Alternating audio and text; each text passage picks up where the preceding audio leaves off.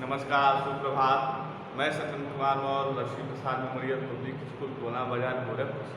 आज हम सभी लोग जनसंचार के माध्यम नामक पाठ का अध्ययन करेंगे। जैसा हम सभी लोग जानते हैं, जनसंचार शब्द का जो शाब्दिक अर्थ होता है, ऐसा संचार जो मानव को सूचनाओं से अवगत कराए, उसे हम जनसंचार के नाम से जानते हैं। कहने का तात्पर्य है कि दूर दराज में घटने वाली घटनाओं को या मानव की चारों दिशाओं में कहीं पर घटने वाली घटनाओं से सूचना के माध्यम से या संचार तंत्रों के माध्यम से जब व्यक्ति उसके बारे में जानकारी इकट्ठा कर लेता है या उसे जानकारी मिल जाती है, उसे जनसंचार के माध्यम या जनसंचार के नाम से। तो ये प्रश्न होता है कि व्यक्ति को सूचनाएं कई माध्यमों से मिलती हैं। जनसंचार के जो माध्यम होते हैं, उनसे व्यक्ति को कई माध्यमों से सूचनाएं मिलती हैं। कभी वह पत्र पत्रिकाओं के माध्यम से सूचनाएं प्राप्त करता है, कहीं वह समाचार पत्रों के माध्यम से सूचनाएं प्राप्त करता है, कहीं रेडियो के माध्यम से, टेलीविज़न, सिनेमा, इंटरनेट, कंप्यूटर, ये सभी जो माध्यम होते हैं वह व्यक्ति को दूर दराज यानी व्यक्ति के चारों तरफ जो चार दिशाएं होती हैं, उन चार दिशाओं में कहीं भी जो घटनाएं घटती हैं वह किसी संचार के माध्यमों के माध्यम से वह व्यक्ति तक पहुंचती है और वहां की सूचनाओं से व्यक्ति अवगत होता है। तो इसको हम जनसंचार के माध्यम के नाम से जानते हैं। आइए देखा जाए जनसंचार का माध्यम मानव के जीवन में किस प्रकार से उपयोगी है और जनसंचार की क्या क्या विशेषताएं होती। तो सबसे पुराना जो माध्यम होता है जनसंचार का सबसे पुराना माध्यम है, उसको हम कहते हैं पहला माध्यम जनसंचार का सबसे पुराना माध्यम है तो पत्रिकाएं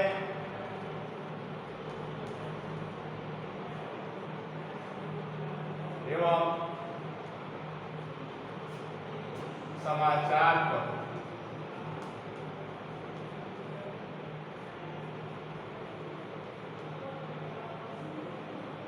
देखिए, ये सबसे पुराना जो माध्यम है पत्र है, पत्रिकाएं हैं और समाचार पत्र है। ठीक, और इनकी क्या विशेषताएं होती हैं? यह सबसे प्राचीन माध्यम होने के साथ ही साथ यह प्राचीन है।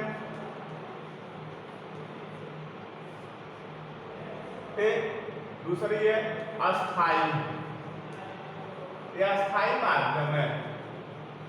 अस्थाई माध्यम।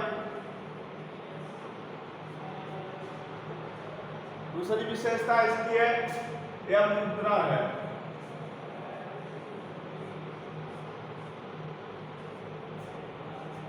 तो जनसंचार के जो पहला माध्यम है पत्र पत्रिकाएं या समाचार पत्र, जिसको हम प्राचीन माध्यम मानते हैं, अस्थाई माध्यम मानते हैं और मुद्रण होता है। इसको हम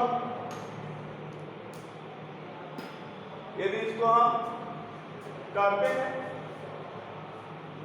दृश्य, यह कौन सा सामग्री है? दृश्य सामग्री है। इसे हम दृश्य सामग्री के नाम से जानते हैं। इसको हम देख के पढ़ते हैं। और अस्थाई, आप देखेंगे अस्थाई माध्यम, यदि हम जैसे किताब है, किताब को हम यदि आज नहीं पढ़ पाए, यह भी है। यह कौन सा माध्यम है? यह पहला वाला माध्यम पत्र पत्रिका समाचार पत्र या दृश्य माध्यम या दृश्य सामग्री। इसे हम देखते हैं, आज नहीं देख पाए, शाम तक, शाम नहीं तो कल नहीं तो सुबह, इत्यादि जब भी समय मिलता है हम इसे देख लेते हैं। मुद्रण में है, जैसी भाषा में आती है उसी भाषा का हम चयन करते हैं। एक किताब कई भाषाओं में प्रकाशित होती है। ऐसे स्थिति में ये मुद्रण के माध्यम से हम इसको देख पाते हैं। ये हो गई दृश्य सामग्री। सबको समझ में आ गया? दूसरा देखेंगे आप, दूसरा जो माध्यम है वह है माध्यम रेडियो। क्या है? रेडियो। ठीक, अब इसकी शुरुआत कब हुई थी? आप देखेंगे इसकी शुरुआत हुई थी 30 मई सन 1826 ईस्वी में। फिर उतंड मार्तंड नामक पत्रिका, उतंड मार्तंड किसके नेतृत्व में? पंडित जुगल किशोर शुक्ल। कहां से? कलकत्ता।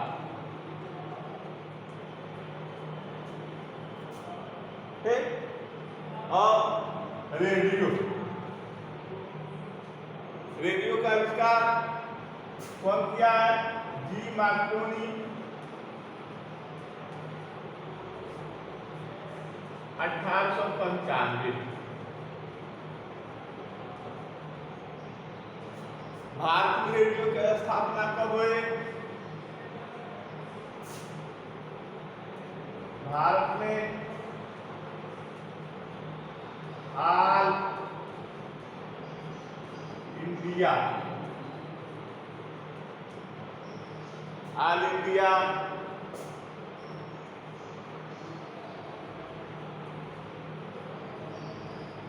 रेडियो की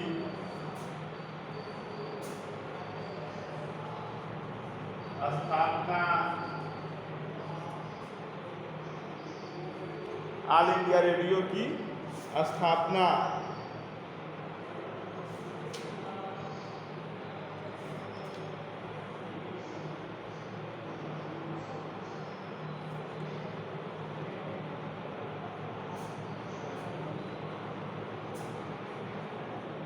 सन 1936 ईस्वी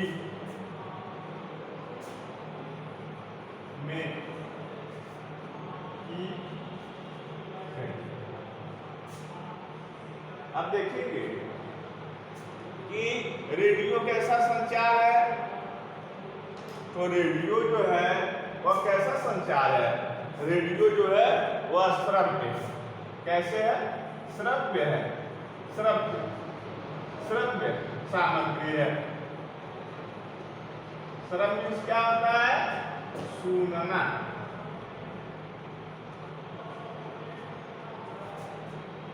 सुनते हैं हम इसे, रेडियो से क्या करते हैं? सुनते हैं। हाँ, लेकिन यह इसकी विशेषता क्या है? यह आधुनिक है। क्या है? आधुनिक और अस्थाई है। क्या है? और अस्थाई। ठीक, आधुनिक और अस्थाई है। विशेषताएं क्या है? विशेषताएं से लिख लीजिए। विशेषताएं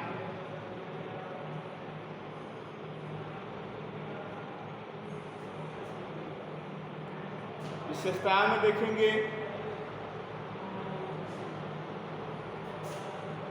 बहुत कम समय में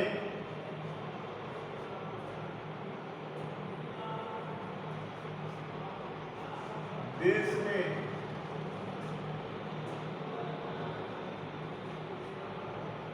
घटने वाली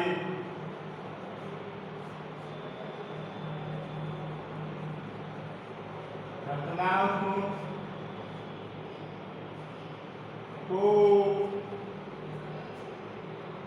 देश में घटने वाले घटनाओं को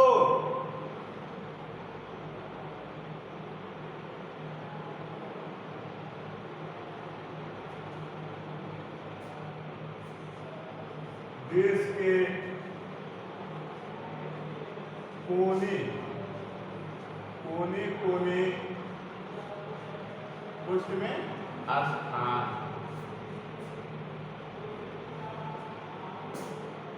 तक पहुंचाना। देख लीजिए कि रेडियो जी माइक्रोवेव 1895 ईस्वी में इसकी खोज किए। भारत में ऑल इंडिया रेडियो की स्थापना सन 1936 ईस्वी में की गई। इसको हम श्रव्य सामग्री के नाम से भी जानते हैं।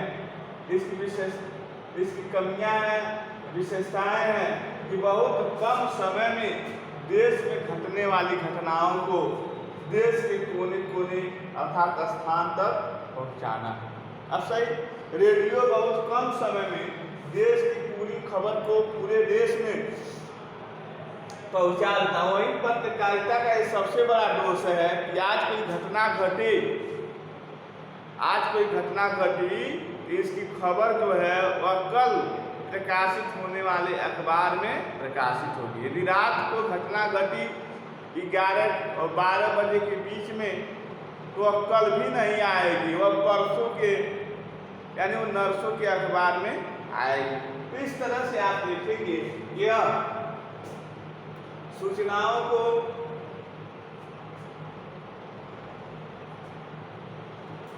लगभग 15, 16, 18 से 20 घंटे बाद इसके माध्यम से सूचनाएं हमारे पास पहुंचती हैं।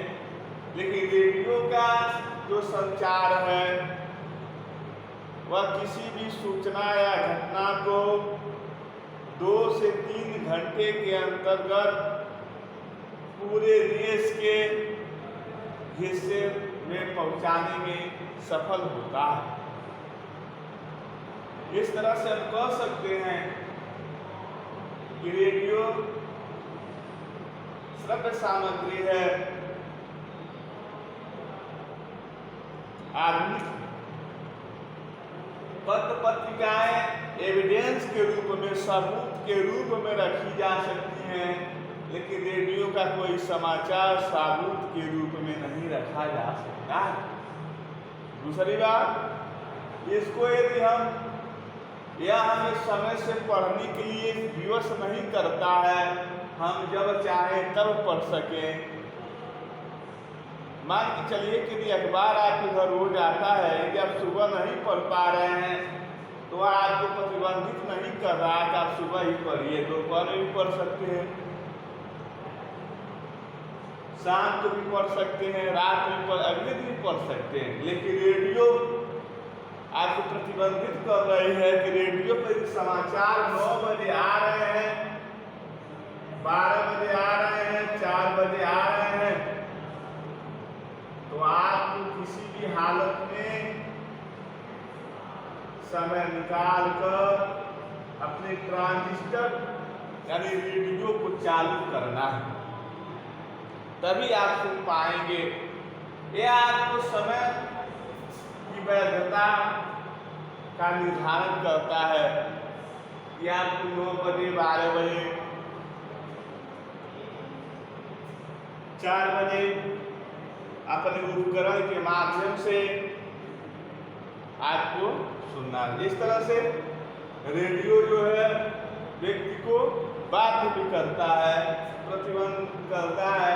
इसमें कोई बाध्यता नहीं, कोई बाध्यता नहीं है। आप जब इच्छा करें तब आप पढ़ें, लेकिन सुनने में बाध्यता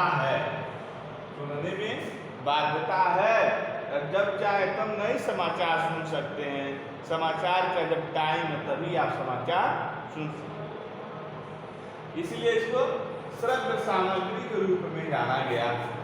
तीसरा देखेंगे, तीसरा जो है टीवी है, जिसको टेलीविजन के नाम से जानते हैं। टेलीविजन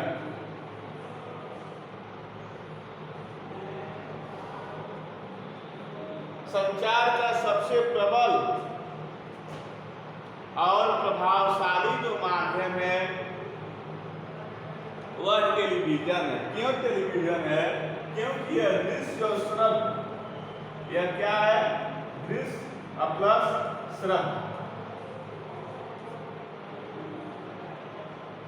दृश्य और श्रव्य दोनों का कम्युनिकेशन है। टेलीविजन में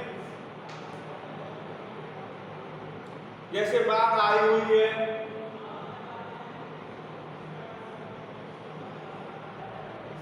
गंगा का पानी अपने जलस्तर से काफी ऊंचा बह रहा है, तो ऐसे स्थिति में जो एंकर है वह टीवी के माध्यम से लोगों को उस नदी का परिचय भी देता है और उस नदी के बहते हुए पानी या उसके कटान और उसके या जलभराव के दृश्य को भी दिखाने का प्रयास करता है, जिससे आदमी देखता और सुनता दोनों है, तो बहुत जल्दी उसे क्या होती है बात समझ में आ जाती है।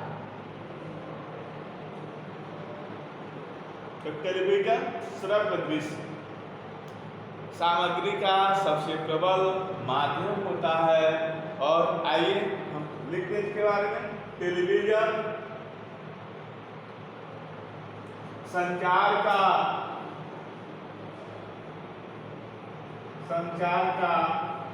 सबसे प्रबल एवं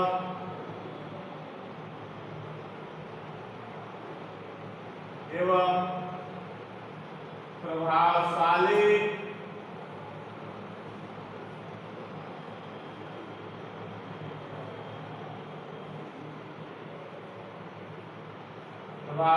माध्यम है, जिसमें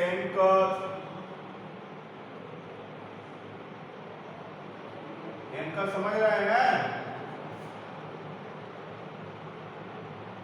जिसमें समाचार को प्रस्तुत करने वाला, जिसमें समाचार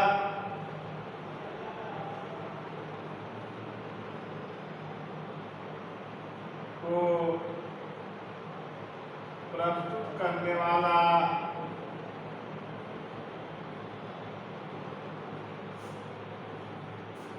समाचार के साथ साथ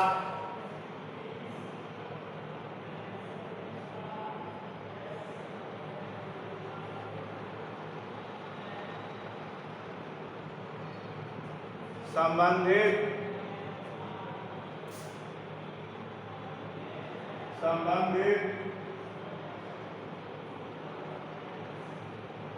घटनाओं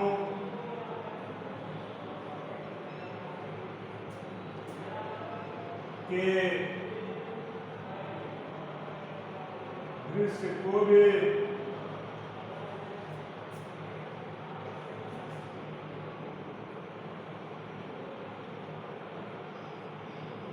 दिखाने का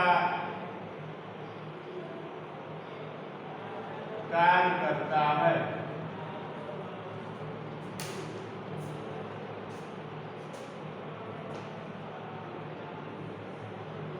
संचार का सबसे प्रबल और प्रभावशाली माध्यम है क्या? टेलीविजन, जिसमें समाचार को प्रस्तुत करने वाला अर्थात एंकर समाचार के साथ साथ संबंधित घटनाओं के दृश्य को भी दिखाने का कार्य करता है। ठीक, इस तरह से इसको हम दृश्य और श्रव्य सामग्री दोनों के रूपों में हम इसे देखने का प्रयास करते हैं। भले ही आज का समय आधुनिकताओं के दहलीज पर खड़ा है, हम आधुनिक होते जा रहे हैं, फिर वे पत्र पत्रिकाओं या किताबों का अपना सर्वोच्च स्थान है।